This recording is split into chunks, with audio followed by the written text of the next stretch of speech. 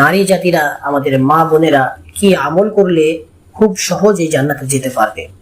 হাদিসের মধ্যে 4টি আমলের কথা বলা হয়েছে। 4টি আমল করলে নারীরা খুব সহজেই জান্নাতে যেতে পারবে। 1 নম্বর আমল হচ্ছে মা বোনেরা 5 ওয়াক্ত নামাজকে সময় মতো আদায় করতে হবে।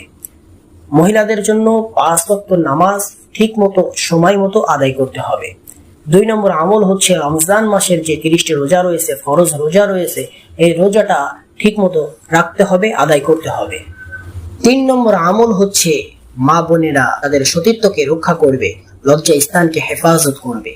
4 নম্বর আমল হচ্ছে আমাদের মা বোনেরা তার স্বামীর আনুগত্য করবে। বিবাহিত মহিলারা তার স্বামীর আনুগত্য করবে, স্বামীকে মেনে চলবে।